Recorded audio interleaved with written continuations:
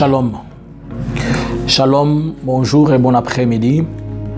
Par la grâce de Dieu, je bénis le Seigneur qui nous donne le temps aujourd'hui de pouvoir parler. Je prends cette occasion et cette opportunité pour me présenter devant vous et pour parler un peu de moi.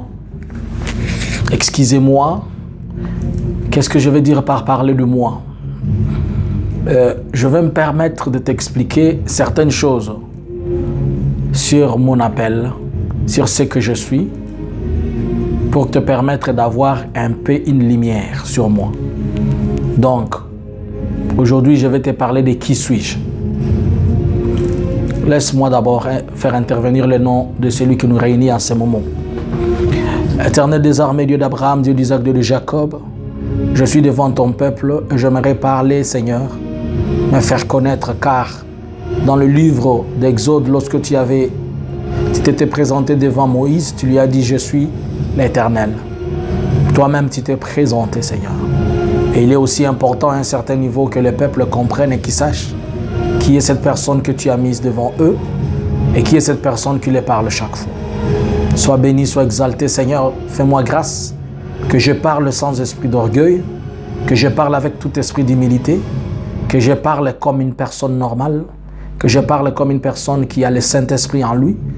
Yahweh utilise ma langue, que ce soit une langue qui bénit et qu'elle ne soit pas une langue qui va briser le cœur ou faire du mal à certaines personnes. Je bénis ton nom, Seigneur, pour ta gloire et pour ta bonté au nom de Jésus. Amen. Shalom encore, bien-aimés dans le Seigneur.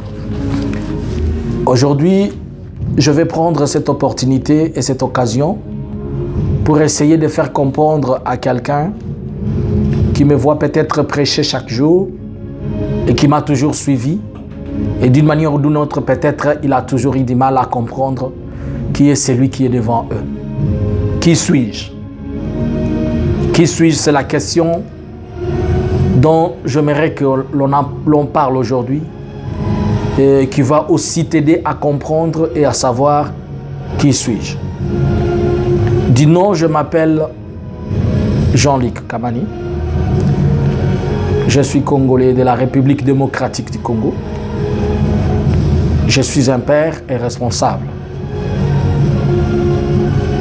Je suis sauvé d'abord comme étant chrétien. J'ai été baptisé.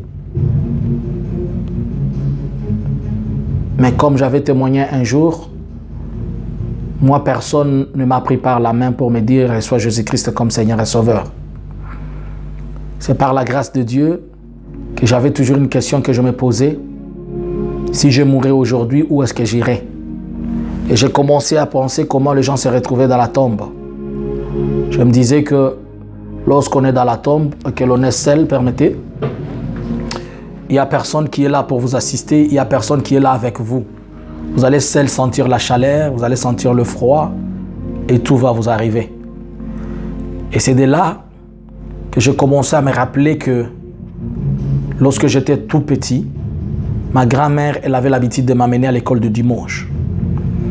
Et on chantait des chansons, on disait « Anameremeta, Yesu Anameremeta » pour dire que Jésus brille, Jésus brille. Et alors, je m'étais agenouillé, seul dans ma chambre. Et je priais en deux mots. J'ai dit, Jésus, on m'a toujours dit que c'est lui qui te donne sa vie et c'est lui qui se remet à toi. Tu es capable d'effacer ses péchés et tu es capable de lui donner une bonne vie. Alors moi, donne-moi une bonne vie. Quand je demandais une bonne vie, ce n'était pas pour demander l'argent ou le travail. C'était juste après le décès de mes parents. J'étais totalement en l'air, j'étais à gauche, à droite, il n'y avait personne pour me secourir. Tout le monde auprès de qui je courais, il me fouillait aussi. Personne ne s'approchait de moi. Quand je vois les orphelins et je sens ce que c'est orphelin, je sais par quoi je suis passé. Mais dans mon enfance, je fus servant des églises catholiques. Pendant longtemps, j'ai servi étant tout petit. Lorsque j'étais en 4e primaire, 5e au Katanga, c'était à Kalemi. J'étudiais encore à l'école belge, au Filtizaf, ceux qui connaissent Kalemi. C'est là où j'étudiais et j'étais servant. Mais par la grâce de Dieu, cette étape-là ne m'avait pas vraiment marqué, puisque c'est comme c'était dans l'ignorance, mais je l'ai quand même connu. Après quelques temps, après le décès de mes parents, je suis devenu musulman. C'était dit sur influence de la région et des familles les familles d'accueil dans lesquelles je m'étais retrouvé. Mais j'avais toujours en moi une soif de chercher un homme que je ne connaissais pas. Et j'aimais beaucoup prier, même quand j'étais servant, je ne manquais jamais les cultes. Quand j'étais musulman, je respectais toutes les 5 étapes de la prière. Donc s'il y a quelqu'un qui me connaît aujourd'hui, qui m'a connu vers les années 80, vers les années 91, 92, il te dira que celui-là, 93, il te dira que celui-là c'est un véritable musulman. Et tout le monde savait que je devais devenir cher. Mais le Seigneur m'a ramassé de quelque part et il a fait de moi un chrétien. Je suis chrétien depuis bientôt 24 ans, mais je suis aussi serviteur de Dieu depuis bientôt, l'année prochaine, ça fera 20 ans. Et je suis au ministère depuis ces 20 ans-là, mais ce n'est pas les 20 ans de ministère prophétique. Puisque, d'abord, j'ai été appelé, comme tout le monde qui est appelé, lorsque les anciens voient et trouvent en lui la sémence de Dieu, et on commence à l'encadrer. Et moi, j'ai eu la chance, à partir de mes années de conversion, j'ai eu des pères spirituels qui m'ont beaucoup aidé. Paix à son âme, d'abord, mon père spirituel est déjà décédé. Il s'appelle Ramazan Iyoukou. Il est décédé l'année passée. Pour ceux qui le connaissent, c'était un grand prophète, celui-là. Et il m'a beaucoup appris la prière, il m'a beaucoup appris la méditation de la parole. Il m'a beaucoup appris, beaucoup. Après, je me suis retrouvé dans des églises de réveil où déjà les anciens et les pasteurs qui nous encadraient voyaient en moi cette sémence et ils étaient toujours là pour m'aider à croître. Je suis passé par toutes les étapes. J'ai été d'abord à l'école du dimanche, comme encadré de l'école du dimanche. J'ai fait je suis passé par les protocoles, je n'ai pas traîné. J'ai essayé d'entrer dans la chorale plusieurs fois, mais comme je n'avais pas une bonne voix, on me chassait chaque fois dans la chorale. Mais j'ai essayé, ça ne tenait pas. Je voulais juste améliorer un peu ma façon de prêcher avec la mélodie. Disons que je chante aussi, mais ça ne marchait pas. Pendant plusieurs années, j'étais reconnu comme évangéliste dans l'église. Et après, Dieu a commencé à m'utiliser dans des missions apostoliques, comme étant missionnaire, où j'allais dans un endroit, il fallait qu'il y ait une cellule qui est ceci. Et les anciens continuaient à m'observer. Et là, Dieu me parlait particulièrement. Plusieurs fois, l'Éternel m'a parlé individuellement et j'ai échangé avec les grands, les anciens. Ils me disaient toujours, marche comme ça, marche comme ça. Et pendant tous ces temps, et ils voyaient ce que moi je ne voyais pas. Ils voyaient en moi cette sémence prophétique-là. Et c'est ainsi que l'Éternel, un jour, j'étais en train de prier. Pendant que je priais, je l'ai dit aujourd'hui puisqu'il y a j'ai un peu parlé de ça un jour, mais il y a peut-être longtemps, certaines personnes n'ont pas été là. Je vais lire une écriture qui va nous permettre de comprendre. Excusez-moi, je suis dans le livre de Matthieu, chapitre 18. Matthieu 18. Comme nous connaissons tous, je suis dans le livre de Matthieu 18.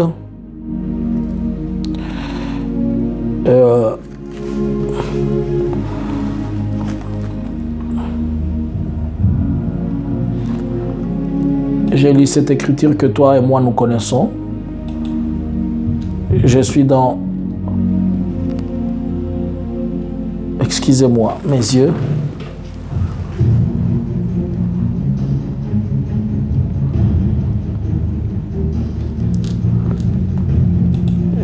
Je vais juste commencer ici.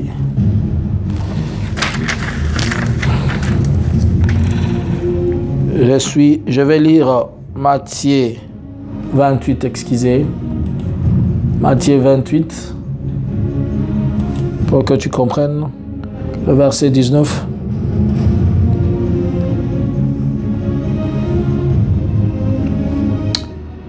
Allez, faites de toutes les nations mes disciples, le baptisant au nom du Père, du Fils et du Saint-Esprit.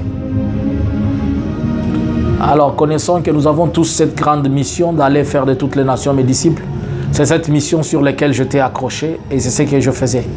Jusqu'à ce que l'Éternel m'ait parlé et il m'a amené, il m'a donné cette mission qui est dans les livres de Matthieu chapitre 25, où on parle de 5 femmes vierges.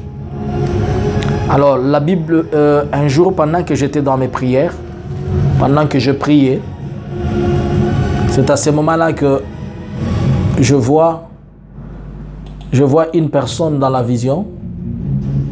C'était une vision trop claire, mais elle s'était répétée. J'étais agenouillé en train de prier. Et je vois une personne qui apparaît devant moi. Dans la vision, quelqu'un est devant moi, mais il est sur une montagne et moi j'étais dans un vallée. Et là, il me dit, Jean-Luc, parle-leur. Il y avait des gens devant moi. Et j'étais en train de parler aux gens. Et ils ne m'écoutaient pas. Je lui ai dit, les gens auprès de qui tu m'envoies, ils ne m'écoutent pas. Il me dit encore, Jean-Luc, parle-leur. Je retourne encore, je lui dis, ils ne m'écoutent pas. Il insiste pour la 3e fois. Il me dit, Jean-Luc, parle-leur. Et c'est de là que je lui dis, il ne m'écoute pas. Alors il dit, je vais me faire voir qui je suis. Et je vois, j'avais vu seulement un habillement blanc. Mais alors, lorsqu'il a ouvert les mains, c'était comme des ailes qui sont sorties. Il a juste fait d'un seul coup, pap, il a sauté comme une colombe. J'ai crié, je dis, Jésus, c'était toi. Et je vis automatiquement, moi et les gens à qui j'ai parlé. Puisque quand il m'a dit, parle-leur, je parlais aux gens, mais personne ne m'écoutait. Tout le monde était occupé à faire le business, ils étaient occupés à travailler, ils étaient occupés au mariage, ils étaient occupés.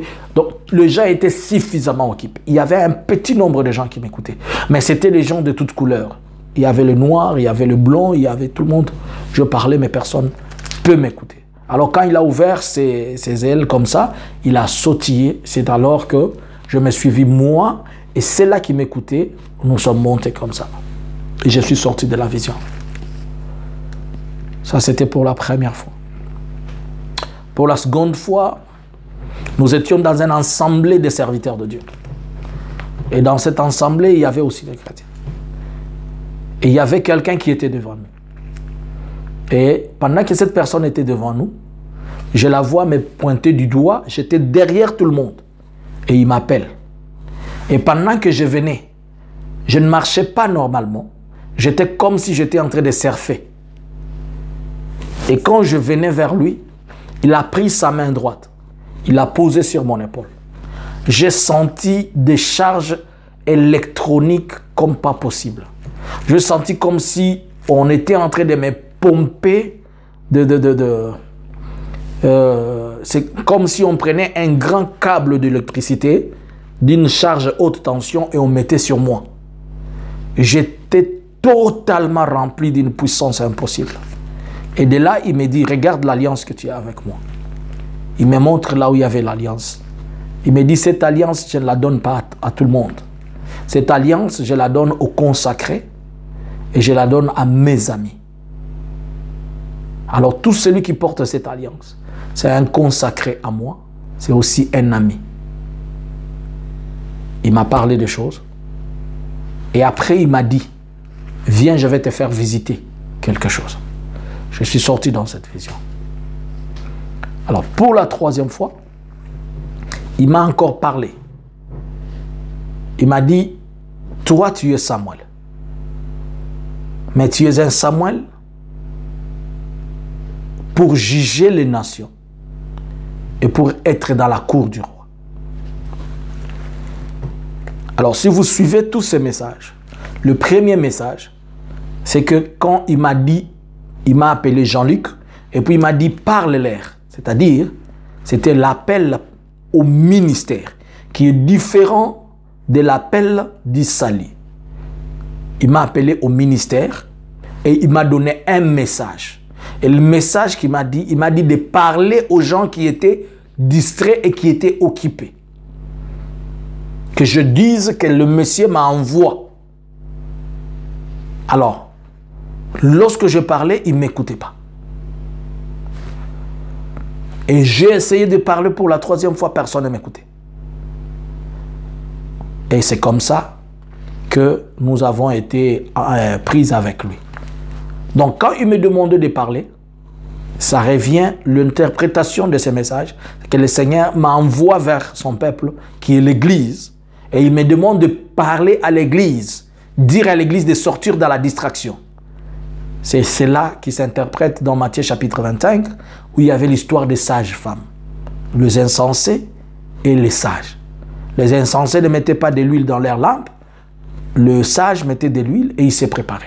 Donc le message clé de Jean-Luc, le message qui m'a été donné, c'est pour préparer l'épouse à la rencontre de son époux. C'est ça le message clé.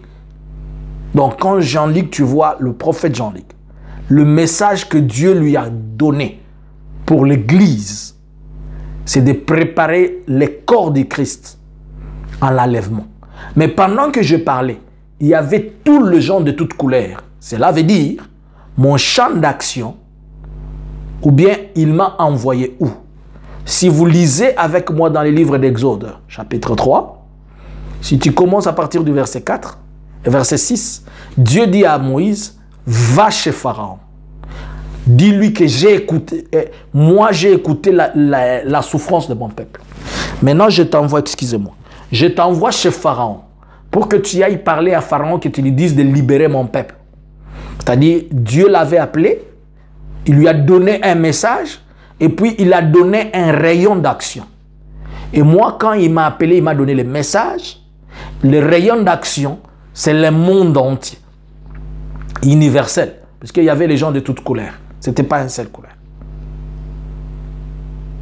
Et après, lorsqu'il m'a dit encore que j'étais Samuel, il m'a dit que j'étais Samuel dans la cour du roi. Je vous dirai pourquoi ça. J'étais Samuel dans la cour du roi. Ici, j'aimerais que quelqu'un me comprenne bien. Ce n'est pas le Samuel de la prophétie qu'il y a en République démocratique du Congo qui dit que le roi, le chef de l'État qui viendra, il sera Samuel, c'est lui qui sera le président et tout ça. Non, moi, ce n'est pas ça. Moi, ce n'est pas dans ces choses-là. Moi, c'est un Samuel pour le ministère, pas pour sauver la République démocratique du Congo ou comment. Je ne sais pas si on va appeler ça sauver, si on va appeler ça pour conduire prophétiquement. Mais moi, le message que j'ai, c'est que je suis Samuel dans la cour du roi. Alors, c'est ainsi que Jean-Luc a eu le message de la part du Seigneur, pas de la part de quelqu'un. Bien que ça ait été confirmé par d'autres personnes. Mais moi-même, il m'a parlé pas une seule fois, pas deux fois, plusieurs fois. La dernière fois, lorsque c'était l'année passée, quand il m'a parlé 2 fois, d'abord en 2017 et en 2018. En 2017, je m'étais vu enlever et me retrouver devant Dieu. Pourquoi je dis devant Dieu? La Bible dit dans le livre de Exode, de Deutéronome chapitre 34, que depuis Moïse jusqu'à présent, personne n'a vu Dieu et vivre. Nous voyons tous l'ombre de Dieu. Et j'ai vu cette ombre-là, j'étais devant lui. J'ai reconnu que c'était Dieu puisqu'il me l'a dit. Par sa voix, mais ce n'est pas que je le vis. Je vis juste un trône. Et j'ai vu l'ombre sur ce trône-là. Et je ne pouvais pas les regarder. Je ne pouvais pas les fixer regard. Mes yeux étaient... Et je regardais en bas. J'étais debout. Je me tenais comme ça. Alors, il m'a dit, Jean-Luc, je t'ai envoyé sur la terre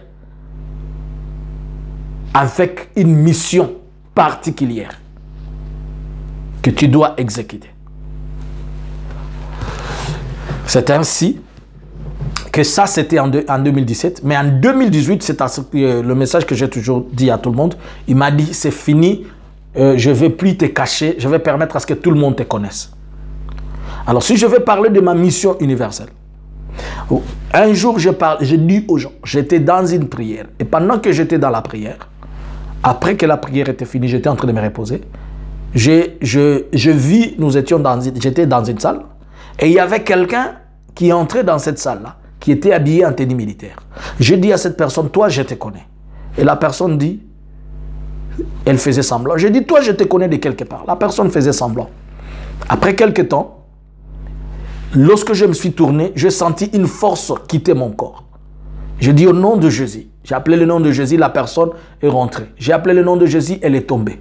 Et quand elle est tombée, je lui ai posé la question, qui es-tu pour que tu fasses ceci?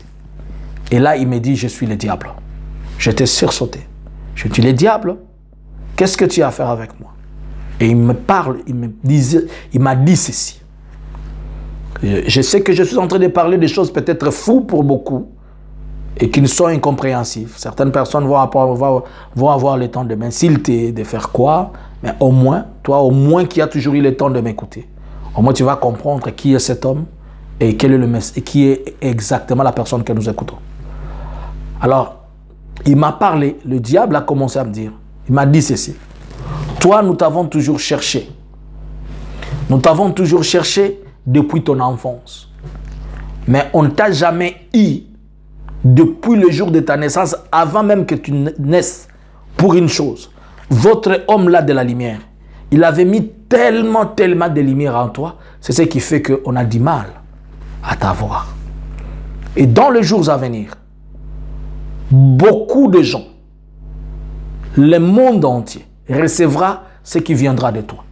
Et quand ils recevront ce qui viendront de toi, les gens recevront votre homme. Il ne parlait pas de son nom. Les gens recevront votre homme au travers toi.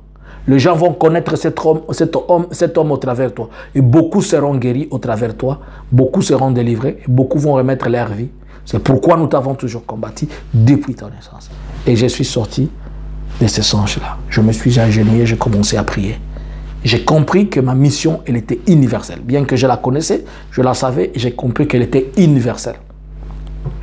Alors, c'est pourquoi vous allez comprendre que lorsque je donne des messages prophétiques, je ne suis pas limité à une nation. Je ne dis pas, je me tape pas la poitrine de dire que je suis prophète des nations. Non. Je vous dis seulement que quand je reçois des messages, je ne reçois jamais un message seulement pour un pays.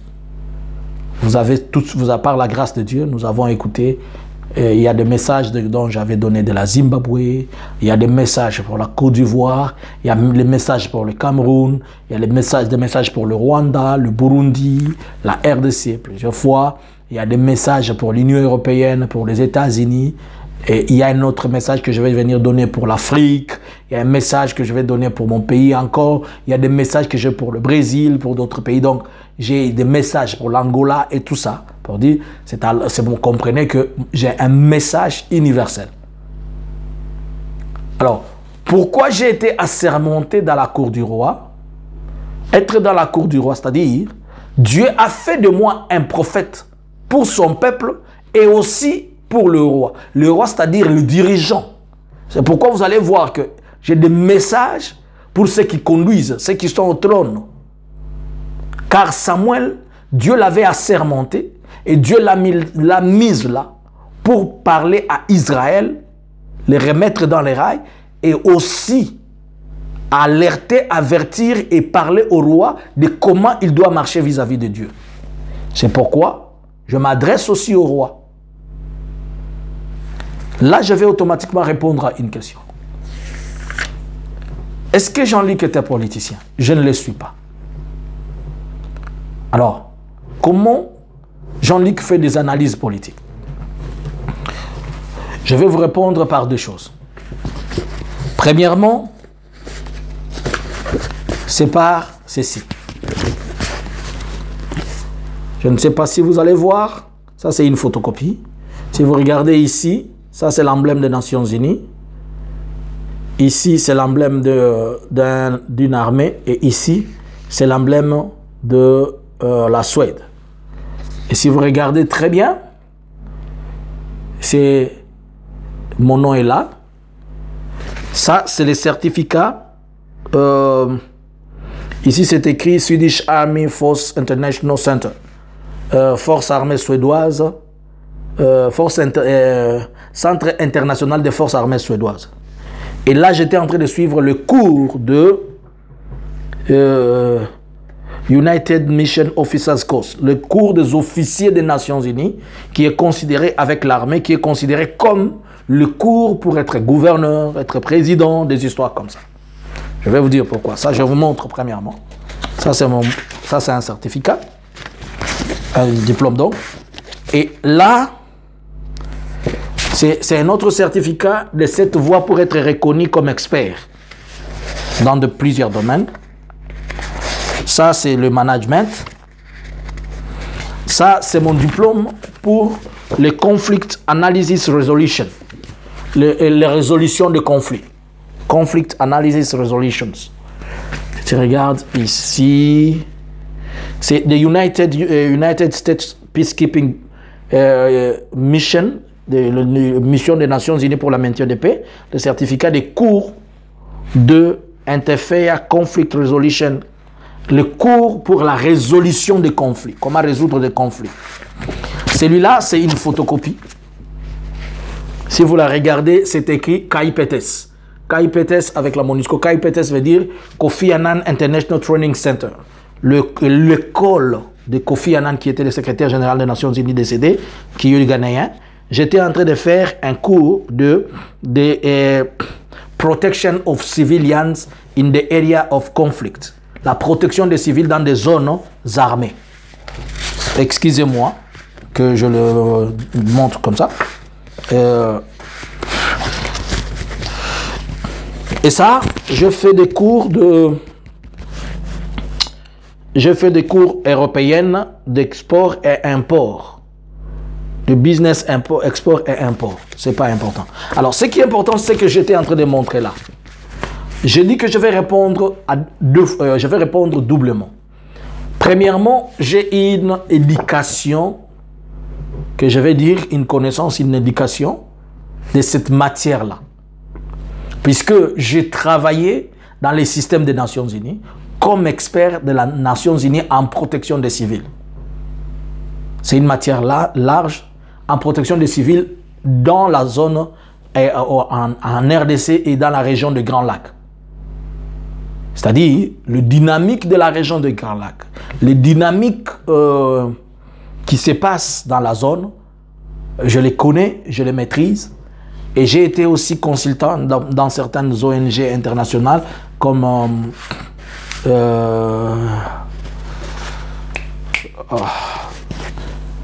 le similaire de Human Rights Watch chez les Anglais, que lorsque je veux me rappeler, j'ai été consultant dans ces choses-là.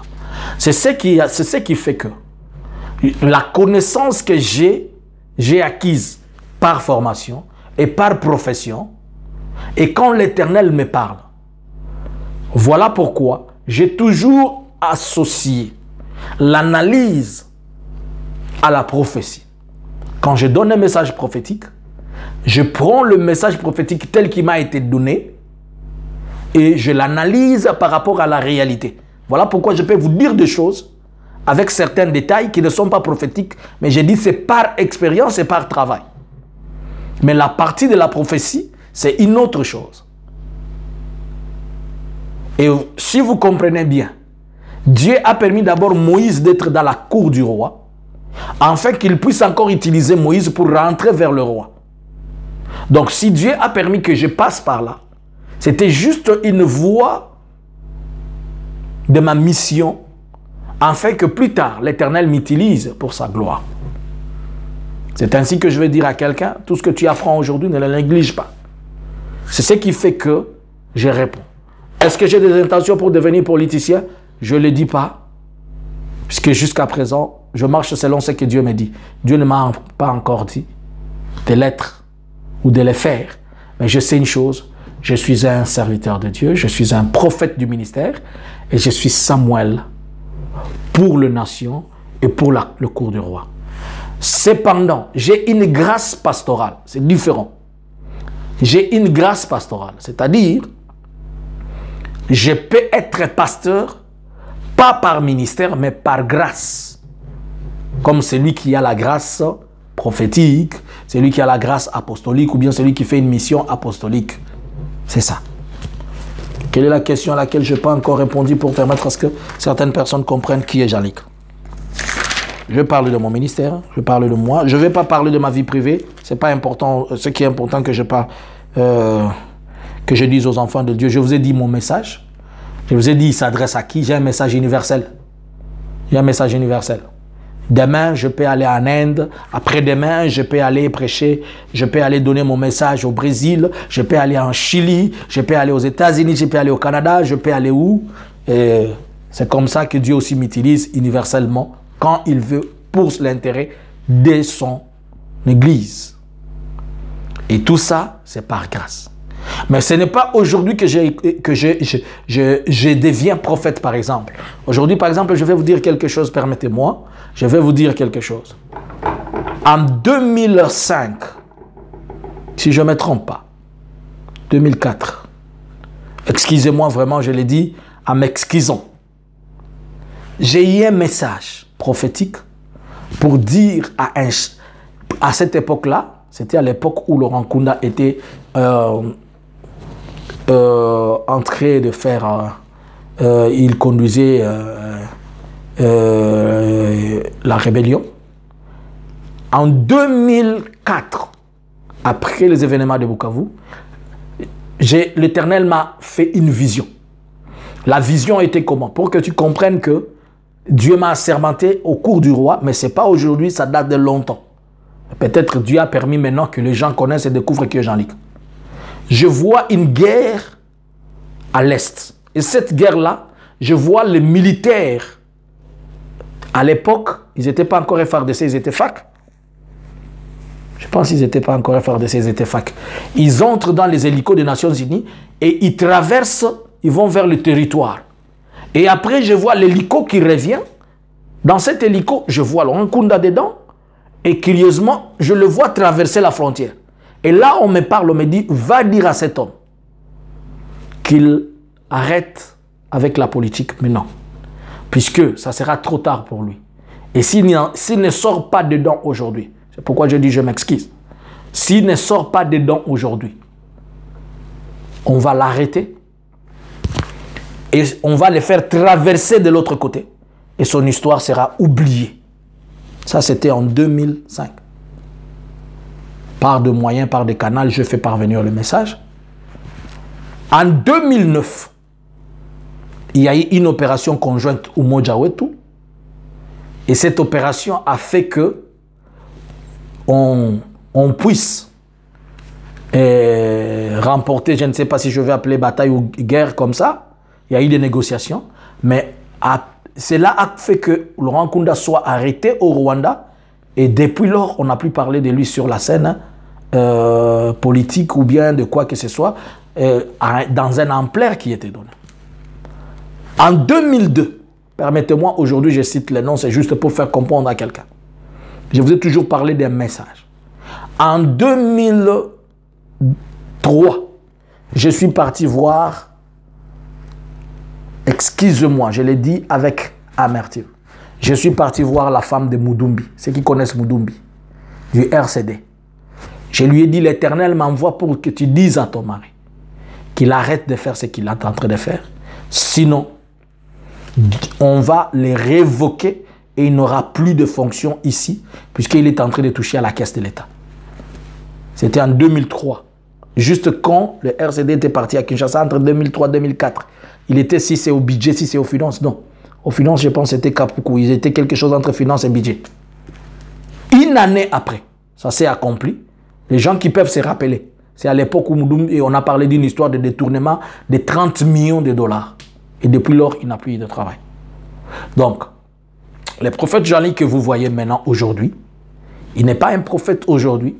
Dieu a fait de lui un prophète pendant tout ce temps, mais Dieu était en train de le préparer. Et lorsque le temps était arrivé, Dieu a dit, maintenant vous allez le découvrir. Alors, devant toi, je ne suis pas un ennemi, je ne suis pas un adversaire, je suis un serviteur de Dieu. Mais comprends que la mission que j'ai, elle n'est pas comme la mission de tout le monde. Lorsque Dieu envoyait Samuel, il lui disait, va parler à Saoul, dis à Saoul ceci, cela. Et il allait. Il disait des choses à Saoul, même publiquement devant les gens, il dit, Saoul, Dieu t'a dit de ne pas toucher, d'aller au front, de tuer tout le monde. Comment est-ce que tu as amené des bœufs ici? Oh non, je voulais les servir à Dieu. Il est parti encore devant Saoul pour lui dire, Saoul, je t'ai demandé de préparer l'offrande, afin que moi je vienne sacrifier à Dieu pour que tu ailles combattre au front. Comment est-ce que tu as touché? Saoul dit, oh non, j'ai vu que tu as traîné, c'est pourquoi j'ai pris l'offrande. Et il a maudit même Samuel. Il a maudit Saoul, si je m'excuse. Il lui a dit, ton royaume est divisé. Il lui a dit deux choses. Donc,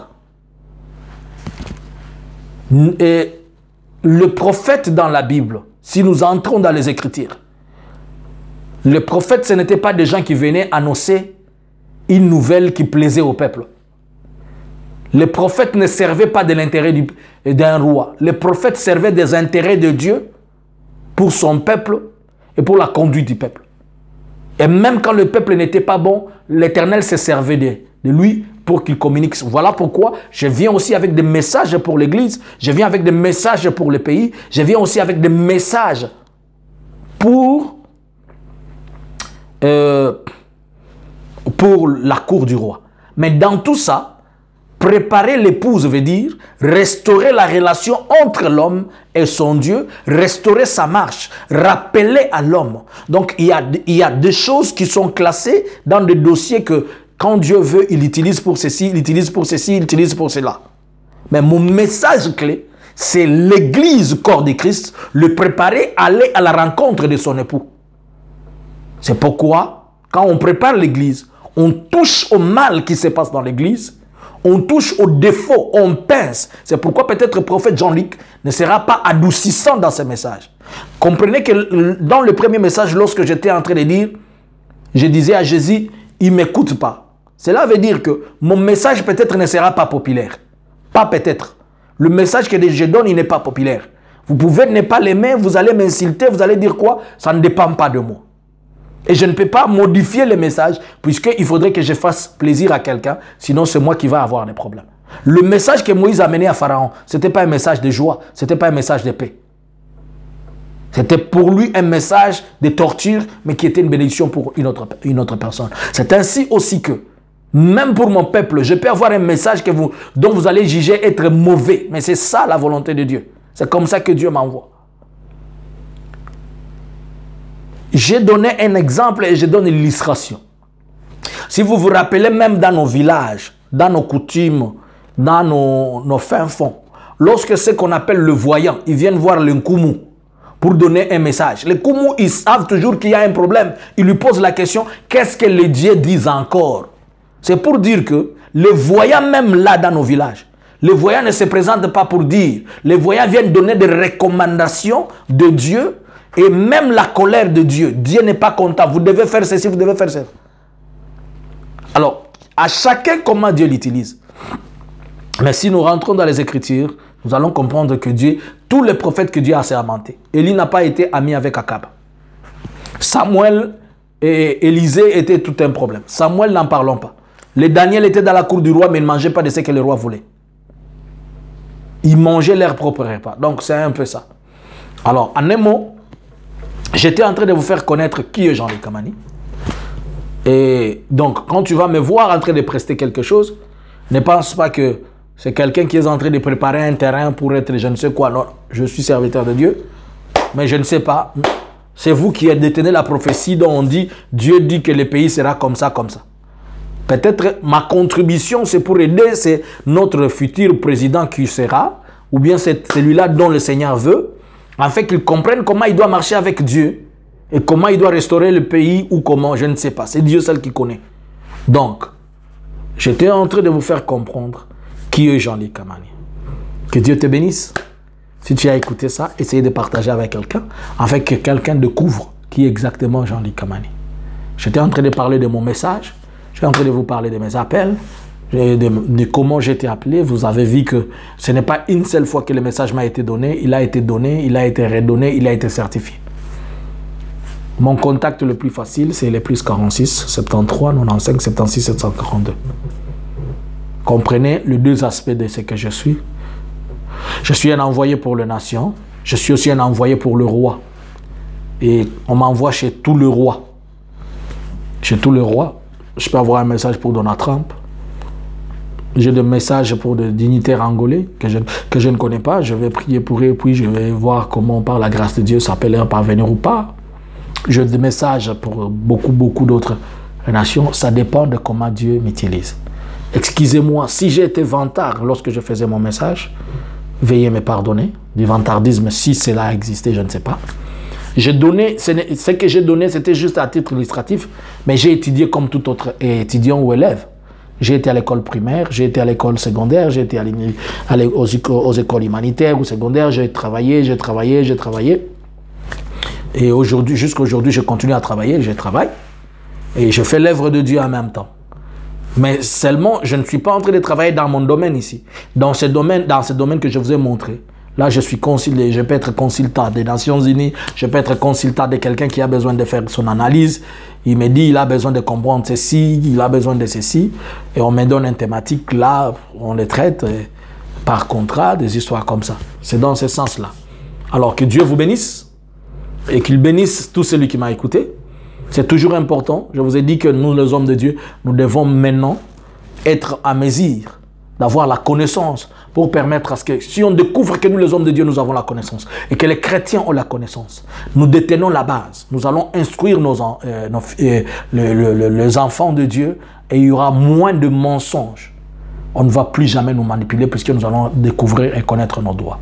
Que Dieu te bénisse, toi qui m'as écouté. Seigneur, je bénis ce message et je les laisse entre les mains de tes enfants. Laisse que la gloire, la grâce et la bonté de toi accompagnent tout le monde au nom de Jésus. Amen. Shalom. Ciao. Je suis là avec vous chaque samedi à partir de 21h. Ne l'oubliez pas. Abonnez-vous sur la chaîne La Vérité et que Dieu vous bénisse au nom de Jésus. Amen.